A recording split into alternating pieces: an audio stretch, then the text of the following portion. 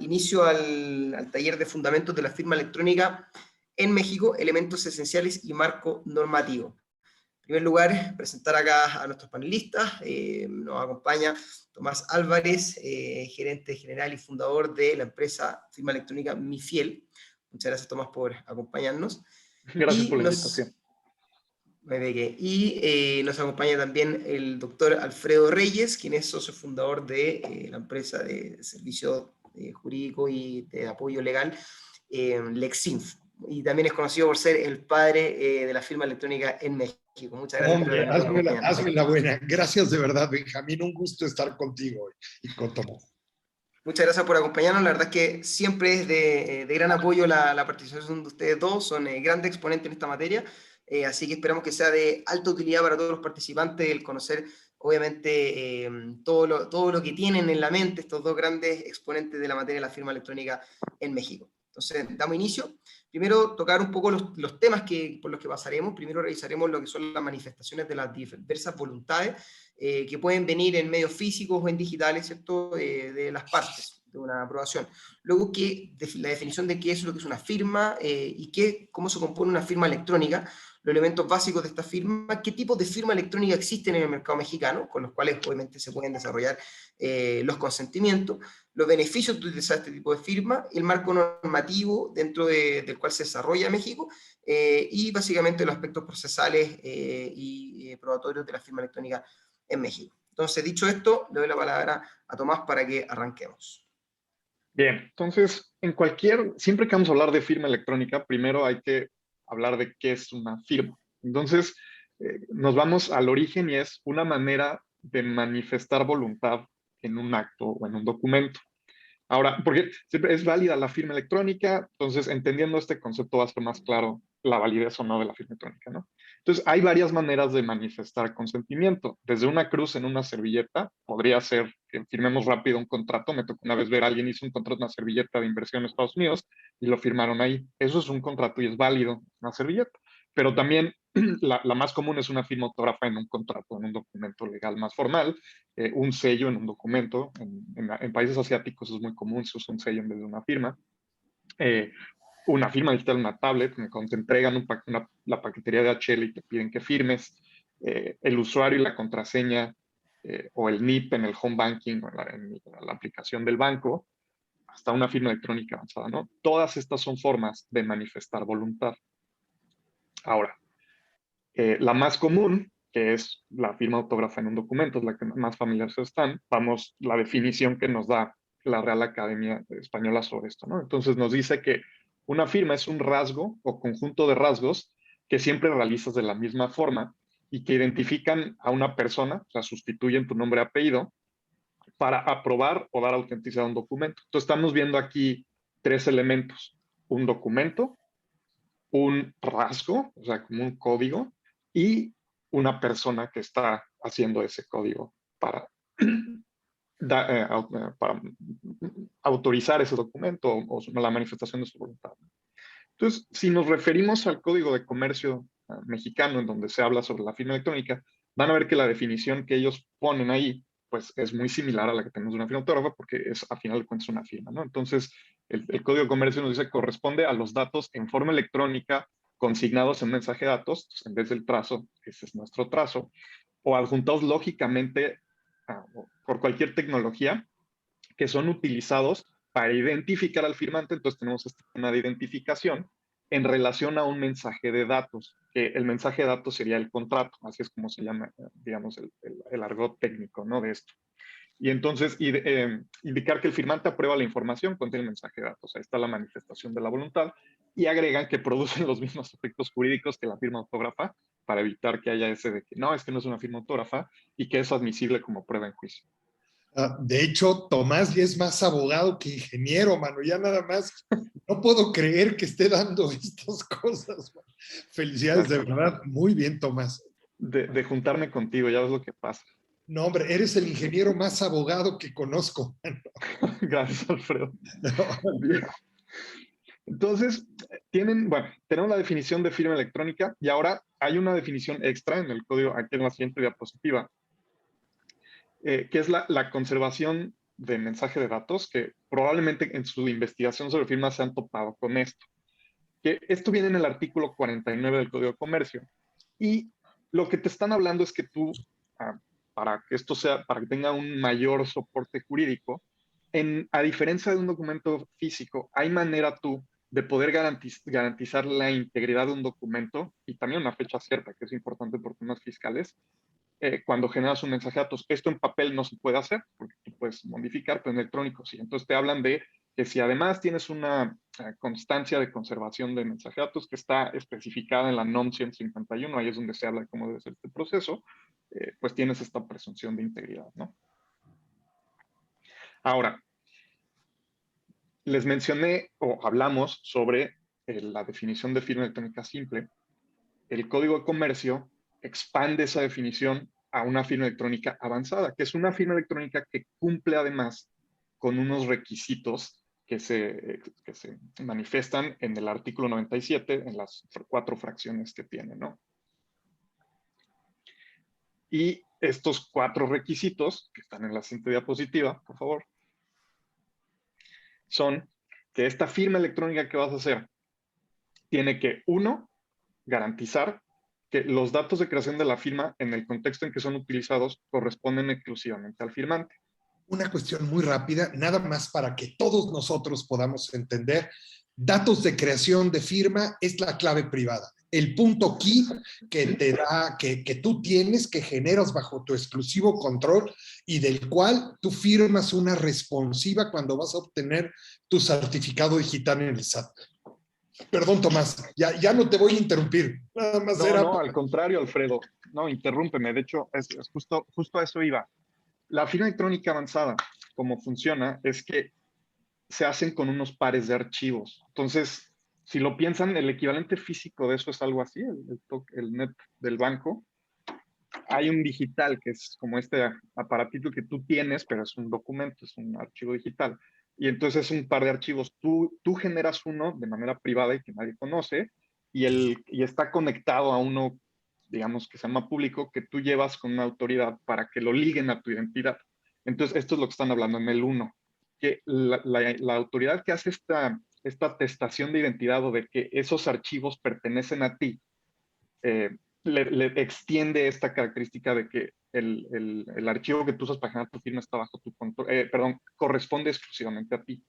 El siguiente punto es que cuando tú usas estos archivos para generar la firma, tienen que estar bajo tu exclusivo control, que quiere decir, no se pueden subir a un sistema automatizado y que esté haciendo las firmas por ti, porque entonces no estarían bajo tu exclusivo control, ¿no? Que se deben usar en tu computadora y esto es importante en una plataforma de firma electrónica avanzada, que se manejen de manera correcta los archivos y que la llave privada que mencionó Alfredo no salga de tu dispositivo. Y el 3 y el 4 son características que son inherentes a la tecnología de la firma. Entonces, ahí más bien te están diciendo, tienes que tener una tecnología que garantice esto y son estándares internacionales y la mayoría de las plataformas de firma electrónica avanzada esto lo tienen bien porque pues es nada más un sistema de firma basado en llaves asimétricas, ¿no? Y eso es como un estándar internacional. Perdón, un segundito nada más. El 3 se refiere a la firma, es decir, que yo tenga garantía de que esa firma corresponde a la persona y al certificado que le da, que hay integridad, que nadie la movió. Pero el 4 se refiere a integridad del documento, del mensaje de datos. Por esto es importante la constancia de conservación, porque yo debo de garantizar la integridad del mensaje, que no se haya modificado aquello que firme. Creo que iba por ahí. Correcto. Bien. Entonces, en la siguiente diapositiva, vamos a ver que para una firma electrónica tiene una serie de elementos básicos que los pueden también llevar al análogo cuando es físico, ¿no? Cuando es un documento físico. Entonces vas a tener a un firmante, o sea, una persona, ya sea física o moral, que puede ser esta ficción jurídica, que van a dar su consentimiento, en este caso es una firma electrónica, ¿no? Pero también, si no, es con una autógrafa, y vas a tener estas propiedades de datos electrónicos, como eso estamos hablando de una firma electrónica, pues son ciertos datos electrónicos este consentimiento, y se hace sobre un documento electrónico, que podría ser un contrato, cualquier tipo de documento electrónico que tengas que firmar, con una constancia de conservación de datos, cumpliendo el 49 del Código de Comercio, lo que hace Alfredo referencia, y que funciona como prueba en juicio, ¿no? Oigan, una cuestión nada más, me voy a meter otra vez. ¿Me vas a exponer, Tomás, ya, de verdad? No. Oigan, una cuestión importante, por favor, con toda confianza pregunten, aquí estamos y vamos a estar al pendiente para responder sus dudas. Por otra cosa, es muy importante que quería nada más comentar algo, porque la ventaja en México, a partir de que adoptamos en México lo establecido en la ley modelo de un citral de comercio electrónico y de firma electrónica, al igual que casi 150 jurisdicciones del mundo, se establece reglas específicas de valoración al juez para la prueba electrónica. ¿Y cuáles son? Garantizar atribución, tal y como lo comentaba Tomás en la lámina anterior, es decir, que un mensaje sea atribuible a una persona. 2, que ese mensaje no se haya modificado en el tiempo, y ahí resulta importante la constancia de conservación, que puedo no tenerla porque no es obligatoria, pero si no la tengo, para poder demandar, tendría que llamar a un perito, y ya ven lo careros que son los peritos. No voy a echarle a los peritos ahora. Y tercero, que sea accesible para una consulta ulterior, que yo pueda tener acceso a eso. Perdóname, Tomás, ya no me meto. No, adelante, donde sea necesario que te metas, métete. Por eso te dicen el padre de la firma. A ver, y bueno, entonces, en firma electrónica avanzada la definimos, son las firmas que se generan a partir de certificados emitidos por un PCC. El SAT es el más famoso y el que más ha emitido estos certificados, pero bueno, hay unos privados de la Secretaría de Economía también. Entonces, esa es bastante clara. Ahora, cuando entramos a firma simple, es un poco más complejo porque no hay una definición específica de tiene que ser una firma que está sustentada con un certificado, ¿no? Puede ser varias cosas. Entonces, pues tienes como una firma autógrafa en un mensaje de datos o una firma de un intercambio de claves y contraseñas, que serían como los dos que tienen, ¿no? Entonces, imagínense como una cosa como DocuSign, que sería una firma autógrafa, y luego tienes algo más como cuando tecleas tu NIP, cuando usas la tarjeta en el súper, ¿no? Regresémonos. Firma electrónica simple, sí. Entonces, bueno, la firma electrónica simple es subtipo 1, que es la autógrafa. La han visto en muchos lados. Ahora en el banco también, en muchos bancos, cuando abres la cuenta, te piden que firmes en una tablet con el dedo. O sea, hay varias maneras de hacerlo. Y el de claves y contraseñas, ese es interesante, que sería el subtipo 2. Principalmente lo ven en bancos, cuando te mandan, el NIP de la tarjeta, el OTP, el NETKEY, ¿no? Que tienen los diferentes bancos, pero también está volviendo más común las claves de único uso que te mandan por un mensaje de texto, se llaman como el OTP, o el Two-Factor Authentication, que bajas una aplicación que está generando números y con eso, que es un soft token, ¿no? Entonces, tienes muchos tipos y depende de la implementación. Ahora sí, ya nos podemos ir a la que sigue. Entonces, aquí es Webdocs, que es uno de los partners que está hosteando esto. Por ejemplo, ellos tienen dos tipos de firma en su plataforma, ¿no? Por un lado, tienen la firma electrónica avanzada, que se provee a través de MiFIL. Entonces, cuando tienes firmantes que tienen sus certificados del SAT, pues entonces pueden usar una firma electrónica avanzada, pero ellos también tienen firma electrónica simple, que en este caso el proveedor es DigiCert, que también funciona con certificados, pero ellos no son un PSC, entonces pues no cumple con lo que te marca el 97 del Código de Comercio, entonces es una firma simple. Pero lo que hacen es se certifican ellos. Es decir, ellos no te certifican a ti, pero tú puedes tener confianza porque DigiCert cuenta con un certificado. Entonces, ellos se certifican, por así decirlo, ellos cuentan con un certificado, aun y cuando no te certifiquen. Por eso estamos hablando de una firma simple. Perdón, Tomás. ¿No? Entonces, en una plataforma es común que se vean que se implementan diferentes tipos de firma simple y avanzada, dependiendo de para qué la necesitas o quién es tu contraparte y si va a tener o no firma electrónica avanzada, ¿no? O firma o no tiene, que es el caso de Webdocs, ¿no? Manejan los dos. Entonces, ahora les van a hablar un poquito más sobre Webdocs y aquí va a ser Benjamín quien nos va a hacer, porque él es el experto de esto. Efectivamente, gracias Tomás. Bueno, en primer lugar mencionar que efectivamente eso es así, Webdocs maneja diferentes tipos de firma electrónica para entregar básicamente todas las posibilidades de firmar documentos electrónicamente en México y en casi toda Latinoamérica, ¿ya? Para el caso de la firma simple que tenemos en Webdocs, el proveedor de certificación es DigiCert directamente, y también estamos a puertas de obtener lo que es la constancia de conservación para también las firmas electrónicas en México, lo que también va a dar una fuerte robustez a las firmas electrónicas simples. Y también contamos con proveedores como Mifiel, que utilizan la firma electrónica avanzada de tal manera de poder firmar todo tipo de documento con el mayor nivel de seguridad o con niveles más estándar. Y esto conversa con nuestra plataforma en la etapa número 5, que es la etapa de firma electrónica propiamente tal, ¿ya? Pero Webdocs es un gestor de contratos global, o sea, maneja todos los documentos o contratos directamente que se requieran a través de diferentes fases, como son, por ejemplo, las diferentes solicitudes de requerimientos de documentos, la confección de estos documentos, la colaboración entre las diferentes partes, de tal manera de que el sistema vaya llevando el documento a quienes deben revisarlo de manera automática o de manera manual, obviamente, buscando las diferentes aprobaciones de estas partes, de tal manera de siempre tener la trazabilidad completa de la creación de ese documento hasta que llegamos a la etapa de firma. En la etapa de firma ustedes siempre pueden seleccionar qué tipo de proveedor de firma electrónica es el que van a utilizar para sellar esa relación laboral, esa relación comercial, y luego activarla y obviamente empezar con las operaciones.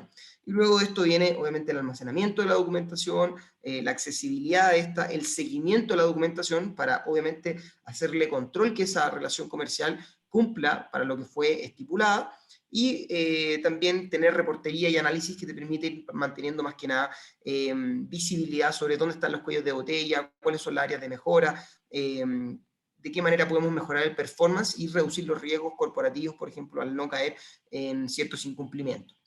Y también manejar lo que son los términos y renovaciones de la diferente documentación. Entonces, como pueden ver, acá Webdocs controla todo el ciclo de vida documental o contractual directamente, y dentro de esto tenemos el paso que es uno de los pasos más fuertes y que yo diría que es la puerta de entrada a la transformación digital del mundo legal, del mundo contractual, que es la firma electrónica. Entonces, por eso que estamos también dándole tanta fuerza a lo que es el servicio de firma electrónica. Y para esto, mencionar que los diferentes tipos de firma que tenemos en el sistema son, como les estoy mostrando acá, la firma electrónica simple de Webdocs, que son sellos criptográficos que se plasman a través de también nuestro certificador de firma DigiCert, que lo certifica. Y esta firma, también para mencionarla en su efecto DigiCert, es miembro del Acrobat Approved Trust List. Esto quiere decir que cada vez que abran un documento con Webdocs, certificado en su efecto por DigiCert, y lo abren con Acrobat Reader, inmediatamente Acrobat lo detecta como documento válido y te muestra el certificado de firma y tú puedes entrar en la información y detectar toda la información del certificado, ¿ya? Y luego tenemos también los proveedores de firma electrónica avanzada como Mifiel, y acá Tomás te dejo también para que puedas profundizar en esta materia. Bueno, ya hablamos mucho de la firma electrónica avanzada. Lo importante es que cuando tú tienes una firma electrónica avanzada, o sea, que está sustentada en un certificado emitido por un prestador de servicios de certificación, que esté debidamente acreditado ya sea por Banco de México o la Secretaría de Economía, tienes no repudio, que cuando tienes, lo que quiere decir no repudio es que cuando un firmante usa su firma electrónica o su e-firma, por ejemplo, para manifestar la voluntad y luego en un juicio argumenta que no firmó, en vez de que el que demanda tenga que presentar las pruebas, que es usualmente la pericial de que sí firmó, que por ejemplo una firma simple por lo general va por ahí. Aquí no, el que niega tiene que probar. Entonces, esta persona tendría que probarle al juez que no firmó y probar un negativo es sumamente difícil. Por eso, desde que hay firma electrónica avanzada en México, por lo menos ni Alfredo ni yo conocemos un caso de que alguien haya logrado de manera exitosa negar su firma. Entonces, en México es muy común negar la firma, entonces es una herramienta muy buena cuando quieres evitar que te vayan a negar la firma, ¿no? Y entonces, pero eso es importante que sean certificados, que esté sustentada por certificados emitidos por PSCs, porque ellos hacen la identificación del firmante. Por eso tienes que ir físicamente al SAT a que te validen que sí eres tú, porque si no será muy peligroso no repudió cuando no estás seguro si el certificado es de esa persona, ¿no? Entonces, digamos, la firma electrónica avanzada es como el estándar de oro de las firmas, pero pues no todo el mundo la tiene, ¿no? Entonces, por eso a veces es necesario o deseable usar una firma simple. Y aquí Alfredo Y me toca. nos va a hablar. Sí. No, es muy importante, es muy importante esto. Acuérdense, mira, estaba estudiando porque a final de cuentas originalmente eran 144 países del mundo. Habían adoptado o transpuesto en su legislación interna la ley modelo de comercio y de firma electrónica de UNCITRAL, pues ya son 156 países. Cada vez hay más. Es impresionante el número de países que han incorporado disposiciones similares. Por ejemplo, Chile en lo particular, si no ha incorporado la ley modelo de UNCITRAL en su regulación de manera formal, su propia regulación está inspirada en la ley modelo de UNCITRAL. Y es lógico porque todas pues deben de tener compatibilidad, deben de ser compatibles para poder integrarse dentro del comercio internacional. ¿Cuáles son los beneficios de contar con una firma electrónica? Independientemente de cómo le quieran llamar, simple o avanzada, o una firma autógrafa digitalizada en un mensaje de datos, como comentaba Tomás. Te ayuda a minimizar costos, a tener una mayor organización. Fíjense, en el sector bancario era una locura. ¿Por qué? Porque no estaban digitalizados sus procesos ni sus expedientes. Entonces, cada vez que querías hacer una adecuación o contratar un nuevo servicio, tenías que ir a la sucursal gestora. ¿Por qué? Porque ahí estaba el expediente. Ahora, cuando tienes el expediente en la nube o lo tienes de manera centralizada a través de medios tecnológicos, es mucho más fácil y rápido. Te da movilidad porque puedes acceder a los archivos donde quiera y como estés. Te brinda seguridad jurídica porque te otorga presunciones legales, tanto de atribución como de integridad y accesibilidad. Es decir, te ayuda a mantener o tener la certeza de que al menos se va a considerar como prueba en juicio. Antes era muy común el hecho de que tú tenías que presentarle el documento sobre el cual ibas a demandar al juez y el juez tenía la posibilidad de aceptarlo o rechazarlo. Primeramente el juez como prueba. Ahora no, ya hay requisitos específicos establecidos por ley para que el juez lo acepte. Aumento de la productividad, optimización de la experiencia del usuario, porque es mucho más fácil, y luego pues cuidas a los arbolitos, eliminas el papel y eso tiene un valor agregado enorme. Si gustan, vámonos a la siguiente lámina. El marco normativo de la firma electrónica en México. Mira, desde la ley modelo de UNCITRAL en materia de comercio electrónico del 2000, para posterior la de firma electrónica del 2003, tenemos Código Civil Federal, Código de Comercio. Si vamos a la siguiente lámina, tenemos en 2005 hubo una reforma muy importante en el ámbito fiscal, obligando en el ámbito fiscal a todos los contribuyentes de México a pagar impuestos por medios electrónicos. Posteriormente vino la ley de firma electrónica avanzada, la famosa NOM 151, a la que comentaba Tomás con fundamento en el segundo párrafo del 49 del Código de Comercio, que te brinda una garantía muy importante de integridad en el tiempo. El reglamento del Código de Comercio en materia de prestadores de servicios y las reglas a que deben de sujetarse los prestadores de servicios. Hace poco una una empresa acudió conmigo y me dice, oye, quiero ser prestador de servicios de certificación. Cuando le dije todo lo que requería tener, se espantó, dijo, ah, caray, pues de veras tengo que tener todo esto, porque es una barbaridad de requisitos, fianza, auditoría, requerimientos de personal. La verdad es que no es nada fácil y asumen una responsabilidad enorme, porque los propios prestadores de servicios de certificación, como son quienes te identifican para otorgarte un certificado digital, asumen la responsabilidad más grande que existe en derecho. Responden sin limitación cuando actúan con culpa o negligencia. Fíjense nada más. Vámonos a la siguiente, porfas.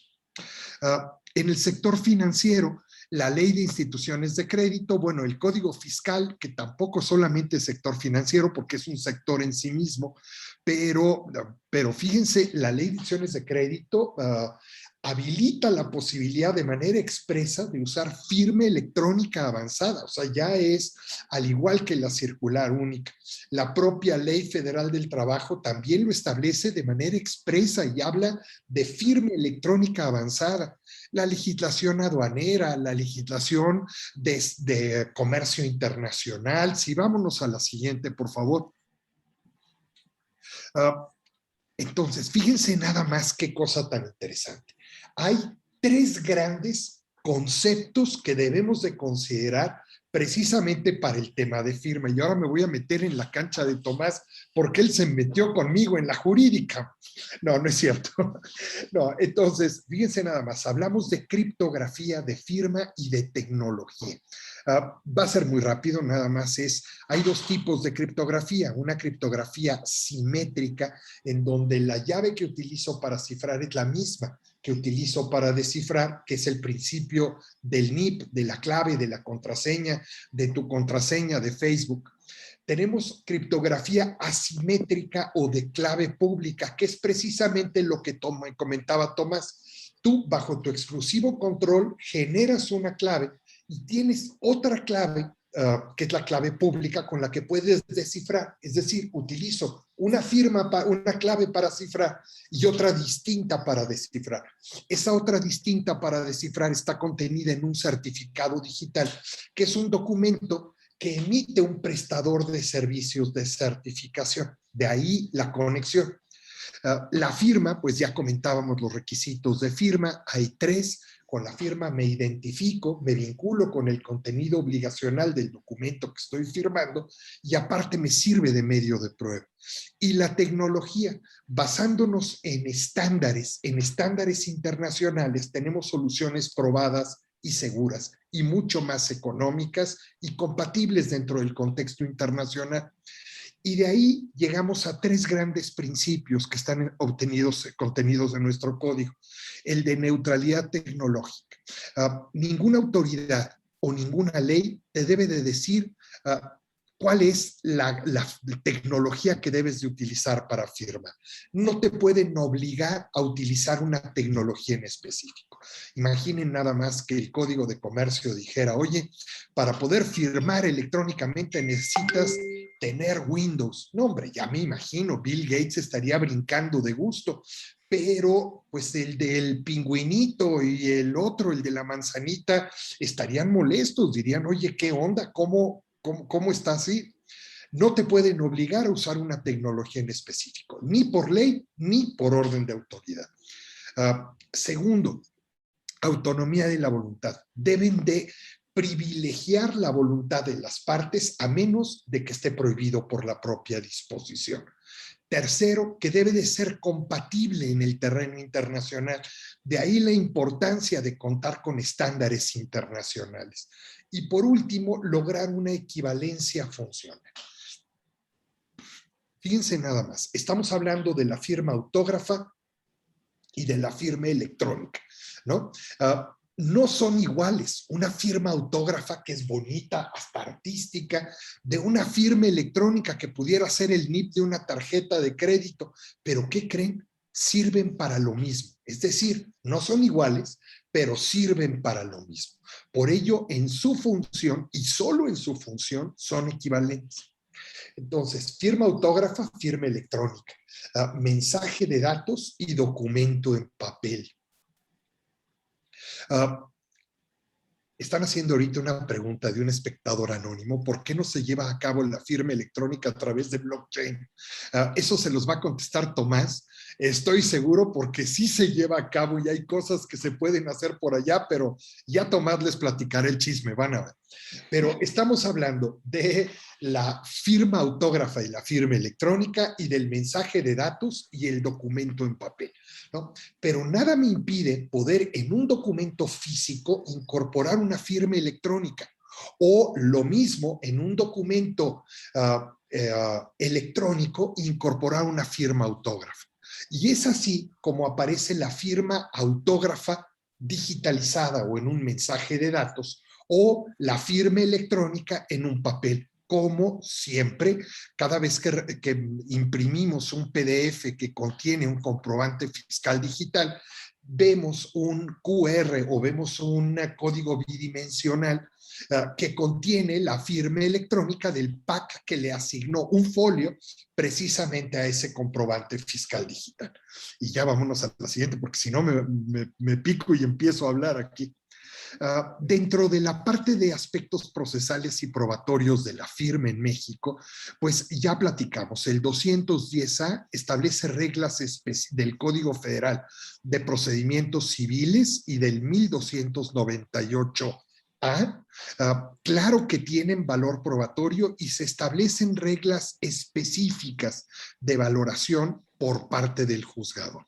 Entonces, dice Ingrid Ulrich, ¿es posible mezclar las firmas? Claro que se puede, no hay ningún problema. Tú podrías firmar de manera autógrafa en un mensaje de datos y firmar electrónicamente con una firma simple o con una firma electrónica avanzada sin ningún problema, Ingrid, la verdad. Pero, ¿se puede? Alfredo, creo que Sí. se refiere a uno en físico y el otro en digital, que ahí es más, ahí tienes problemas. Sí, tendrías que digitalizar el físico para poder firmarlo digitalmente, ¿no? Ahí se puede hacer, pero requieres digitalizar el físico para poder firmarlo, o generarlo originariamente en electrónico, firmarlo, imprimirlo, por así decirlo, y tienes el físico, y tendrías que conservar el mensaje de datos y el documento en físico para darle valor legal. Y Pero ojo que eso, cuando presentas una demanda con eso se complica. Entonces, sí, porque hay que explicar, no, es que es físico, uno es físico, otro mensaje, si pueden hacer, mejor evítenlo. Mezclen electrónicos, pero cosas en papel y cosas digital que se tienen que presentar en conjunto puede causar problemas, porque la constancia de conservación solo va a cubrir la parte digital, la no la parte parte electrónica, física, no la y parte entonces te estás metiendo ahí en un problema, pero de proceso, no de teoría legal. no de teoría, pero sí se podría, pero tienes. Me dices, ¿puedo utilizar, Fabiola, mi correo electrónico como firma en un contrato? Sí, claro, siempre y cuando lo convenga. Acuérdate que el artículo 90 del Código de Comercio establece una presunción legal de atribución. Aquí la cuestión es que habría que identificar y vincular ese correo electrónico con la persona. Y pues a veces resulta también, tienes otra cuestión de prueba. A ver, entonces tienes otra vez, Ingrid, ¿es posible mezclar las firmas? Es decir, si una de las partes firma autógrafamente y la otra... bueno, esta ya la respondimos en vivo, ¿te acuerdas? Ya quedamos en eso.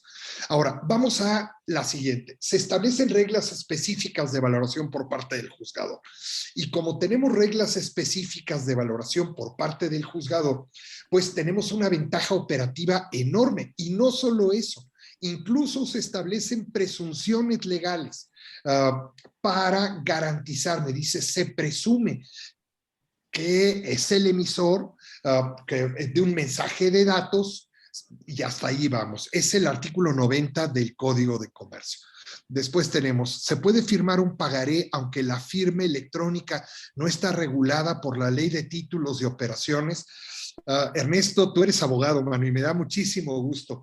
Tú has leído los primeros artículos de la Ley de Títulos de Operaciones de Crédito, y si te acuerdas, de hecho, la legislación mercantil federal es supletoria del Código de Comercio, y la legislación mercantil federal es nuestro Código de Comercio, y en el Código de Comercio se establece claramente el uso de medios tecnológicos tú me vas a decir si se puede o no se puede firmar un pagaré a través de medios electrónicos. ¿Verdad que sí? Y es una cuestión muy interesante. A final de cuentas, es supletorio. ¿Qué quiere decir supletorio? A falta o si no hay indicación expresa en la ley de títulos, se aplica lo dispuesto en la otra legislación y precisamente porque no existe, se aplica lo dispuesto por el propio Código de Comercio. Claro que se puede. El problema no es jurídico, Ernesto. El problema es técnico. ¿De qué manera puedo hacer único ese mensaje de datos? Es decir, yo voy a firmar un pagaré con una firma electrónica. ¿Cómo garantizo que ese pagaré, tú eres el tenedor del pagaré, que está firmado electrónicamente? ¿Cómo garantizo que tú no le saques 2 copias y lo utilizas para, pues, de alguna forma garantizar un crédito que te va a dar el banco porque tienes un pagaré firmado por Alfredo y eso es garantía suficiente en la bancaria, ¿no? En un banco. Fíjate nada más la bronca que significa, de qué manera puedo hacer único el pagaré y poder garantizar que exista una cadena ininterrumpida de endosos, porque acuérdate que se obliga, en la propia ley de títulos, obliga al tenedor de un pagaré a, primero, verificar quién le está endosando y segundo, verificar que la cadena de endosos haya sido seguidita, que no hubiera pierde, ¿no? Pero bueno, eso ya lo tenemos que ver en algún otro día y nos platicamos tomándonos un cafecito. ¿Te late, Ernesto? Y vámonos a la, bueno, entonces, buenas prácticas, entrega medios técnicos al juez. A veces es común imprimir el mensaje de datos y entregárselo al juez. El juez lo recibe y te va a decir el juez, esto no es un medio electrónico. Luego entonces no es un mensaje de datos y si no es mensaje de datos, no es prueba en juicio. Porque pues esta es una copia, ¿qué es? ¿Dónde está? ¿No? Entonces ya podría ser que tú entregues el mensaje en un USB, en un disco, o entregues el medio tecnológico si es que en el juzgado no cuentan con dispositivos para poder visualizarlo. Si quieres, vamos a la otra. Hay jurisprudencia en la materia y esto es bien interesante. Hay muchas normas y hay muchas jurisprudencias que yo quisiera platicar con ustedes. De hecho, nos fuimos casi a hacer un tour de la jurisprudencia al ver todas estas. Prometo no leerles todo el rollo que se está planteando, pero vamos a ver un poquito cómo se ha ido armando la jurisprudencia en esto.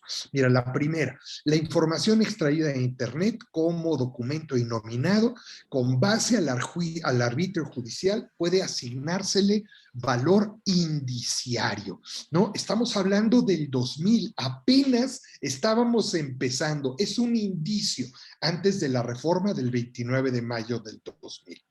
Vámonos a la siguiente, por favor. La segunda es, ya se establecen reglas. A partir del 29 de mayo del 2000, se establecen reglas específicas de la valoración de documentos y correos electrónicos, porque se establecen dentro de la propia ley. Entonces, ya hay tesis que te dicen cómo debes de valorar. Vámonos a la siguiente, por favor. Después vino mensajes de datos o correos electrónicos son pruebas documentales que pueden acreditar la existencia de una relación comercial entre las partes del juicio siempre que cumplan con los requisitos establecidos en el Código de Comercio. ¿Cuáles son los requisitos establecidos en el Código de Comercio? La fiabilidad del mensaje de datos. ¿Y qué entendemos? Hay que distinguir. Una cosa es la fiabilidad de la firma electrónica, que ya comentó Tomás, y otra es la fiabilidad del mensaje de datos. La fiabilidad del mensaje de datos es garantizar 3 cosas: que sea atribuible a las personas obligadas, que sea íntegro en el tiempo y accesible para una consulta ulterior. Si yo puedo garantizar esas 3 cosas, tengo prueba en juicio. Ya, o sea, puedo estar tranquilo.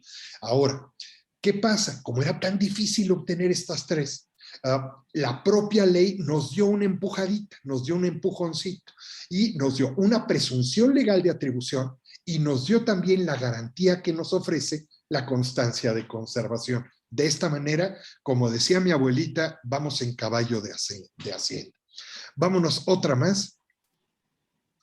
Otra es firma electrónica en operaciones bancarias es una fuente válida y cierta de obligaciones para los tarjetavientes, a menos que se demuestre que el proceso que le dio origen la hace invulnerable. Hubo una contradicción de tesis bien interesante en este tenor y derivado de esta jurisprudencia, lo que establecían es, tratándose en específico de las terminales punto de venta, ¿cómo garantizamos que eso corresponde a, es una firma electrónica, ese NIP que pusiste en tu terminal punto de venta? Entonces, lo que alegaban las partes de la demandada es que, oye, pero es que yo no tengo los medios para poder probar que no fui yo. Tú eres el que tiene los medios, tú tienes el NIP, tienes los sistemas, tienes los elementos, las conexiones, tienes todo. Y yo, como tarjetaviente, pues estoy en la loma, ¿no? Pues yo, ¿qué hago? Entonces, lo que obligan al banco es a decir, oye, dale elementos suficientes para poder verificar que es él el que hizo esa operación. Entonces, y si no lo es, con esos elementos podrá probar que no lo hizo y ya de alguna forma vincular la dirección IP desde donde la hiciste, N cosas. Eso es lo que ahora le está solicitando últimamente la jurisprudencia a los bancos. Vámonos a la siguiente, pero sigue viva esa presunción legal. Otro, firma electrónica, requisitos para considerarla avanzada o fiable. Fíjense, en casi todas aparece Bancomer. Bueno, pues es un bancote, ¿no? Yo trabajaba ahí, entonces le tenemos cariño. Pero firma electrónica avanzada o fiable son los 4 requisitos del 97 del Código de Comercio, que ya comentó perfectamente bien Tomás, que les digo, ya es más abogado que ingeniero. Vámonos a la siguiente, por favor. Es documento electrónico si cuenta con cadena original, sello o firma digital que genere convicción en cuanto a su autenticidad, su eficacia probatoria es plena, de acuerdo a justo lo que comentaba el no repudio Tomás. Entonces estamos hablando de cadena original y sello digital, que es la que contienen los comprobantes fiscales digitales o firma digital.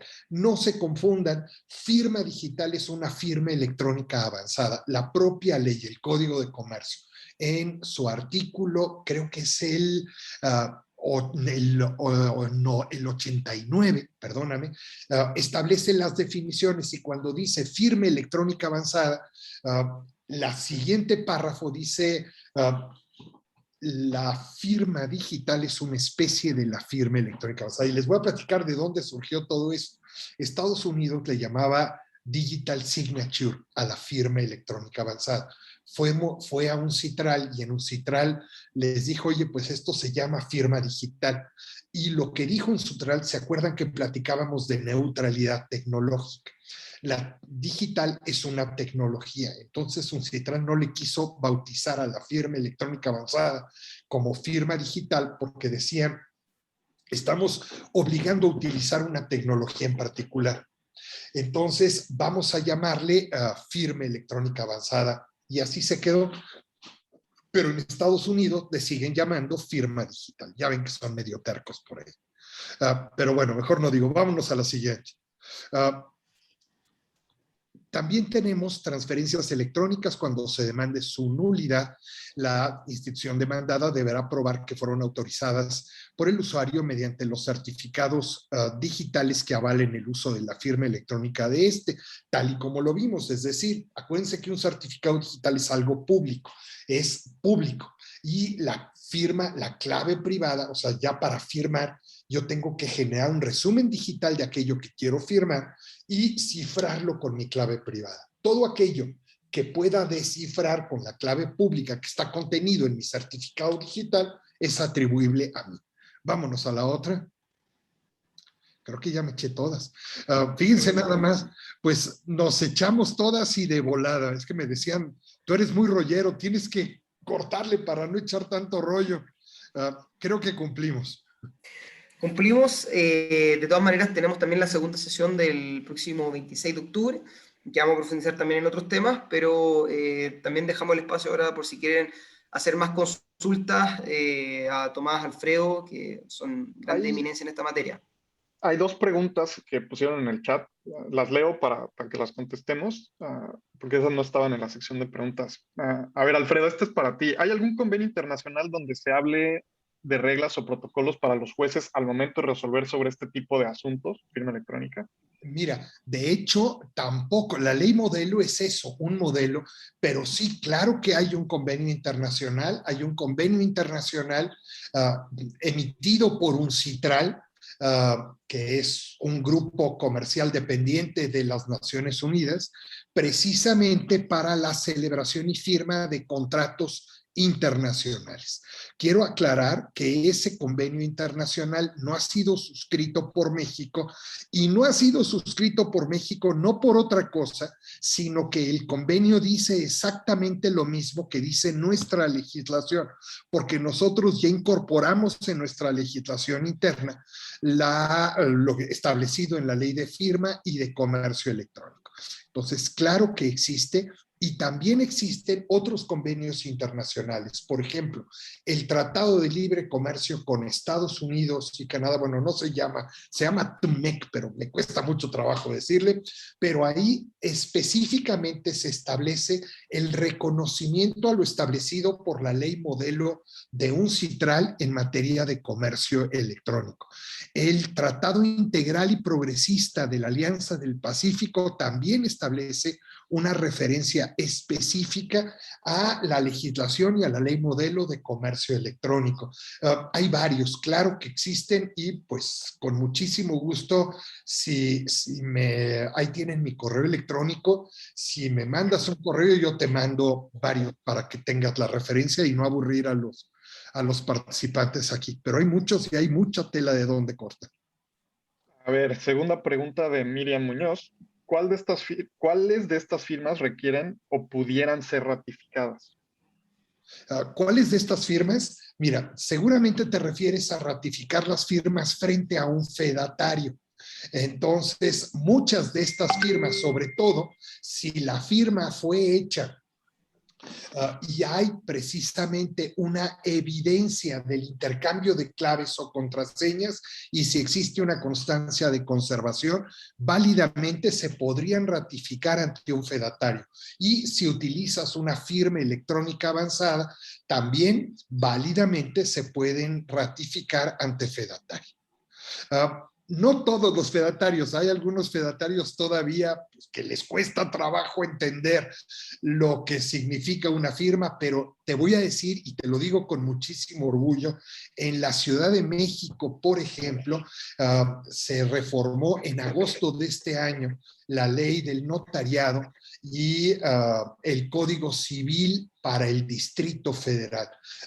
Y pues hoy por hoy ya el Colegio de Notarios de la Ciudad de México ya utiliza modelos de firma electrónica avanzada e incluso la red integral notarial. Claro que se puede.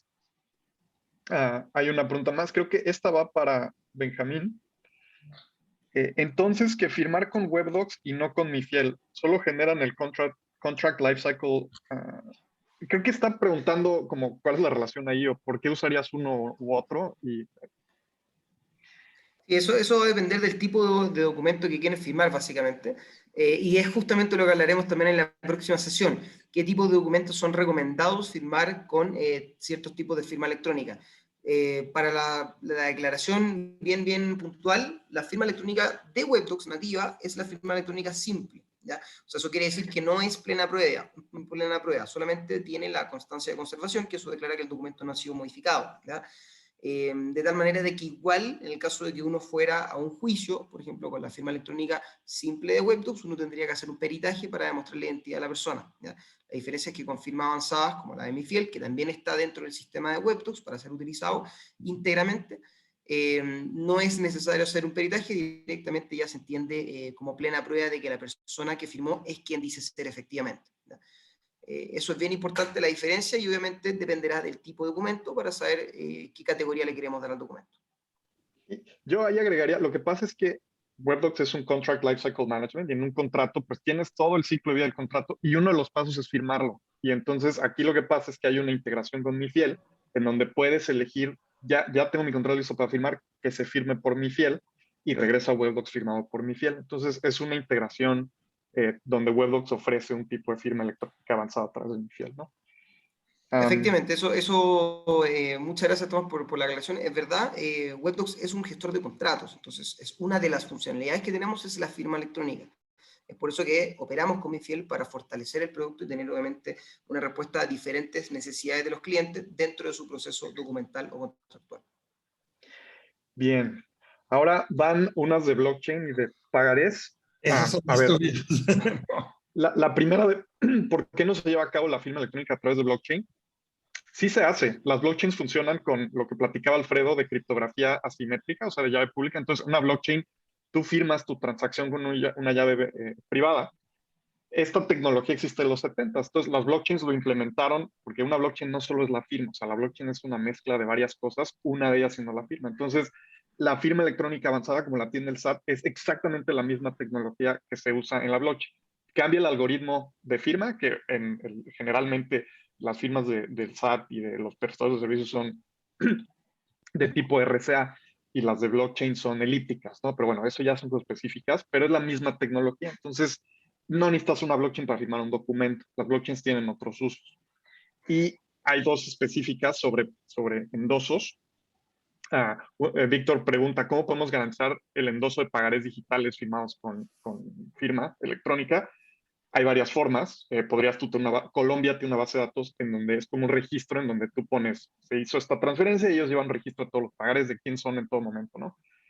O de cualquier título de crédito. La otra forma es justamente conectándolo con una idea de una blockchain o una base de datos federada, en donde vas haciendo estas transferencias y quedan registradas. Hay ventajas y desventajas del modelo de Colombia y hay ventajas y desventajas del modelo de que usaras una red federada, una blockchain. No las vamos a ver aquí, pero pues no hay una, así debes de garantizarlo tecnológicamente, ¿no? La solución que hagas, pues debe garantizarlo de alguna forma, pero no hay un playbook de estos son los pasos para garantizar que un pagaré, los endosos de un pagaré, ¿no? Y en la misma idea de la blockchain y los pagarés, ¿sería necesario convertir el pagaré firmado electrónicamente en un NFT para hacerlo válido o es válido únicamente hacer firma electrónicamente? Depende. Si no lo vas a endosar, con una firma electrónica normal es suficiente porque no va a haber endosos. Entonces, pues lo presentas y listo, ¿no? Si lo vas a endosar, entonces necesitarás alguna forma de lo que les platicaba Alfredo, de garantizar esta cara de endosos, en donde un esquema de NFTs, un NFT es un, Token no fungible. sí, ¿No? un token no fungible, pero es un tipo de implementación a blockchain para poder seguir el rastro de un token específico. Eh, Podrías hacerlo así. Esa es una manera de garantizar esta cadena de endosos. ¿No? No es la única, hay otras formas, pero lo podrías hacer así. Si lo vas a endosar, si no, no es necesario. Bien, como decía Tomás, claro, tú puedes no endosar y en este caso, pues no necesitarías pues garantizar la cadena de endosos ya que solo tienes un firmante y un tenedor, ¿no? Ahí sí ya, pero si está destinado a la circulación, la verdad es que tienes que garantizar esa cadena ininterrumpida de endosos. Y hay dos formas de hacerlo, con una base de datos tradicional a la antigüita, modelo de Colombia, o sobre blockchain, como comenta Tomás. Listo. Oye, pues nos lo echamos de volada, mira, y padrísimo. ¿Sabes qué me gustó mucho? La participación del público. La verdad es que las preguntas creo que complementaron bastante. La verdad es que muchas gracias. ¿No? No, muchas gracias a ustedes, Alfredo, Tomás, por la participación y bueno, dejamos todos invitados para la próxima sesión para continuar con el taller directamente de fundamentos de firma electrónica y completar obviamente la información que va faltando, que serían también los tipos de firma y otros elementos bien importantes para comprender todos los alcances que tiene la firma electrónica en México. Los dejamos todos invitados y nuevamente un agradecimiento a los panelistas por todo el contenido y toda la información que nos prestaron. Un abrazo fuerte a todos, de verdad. Cuídense mucho.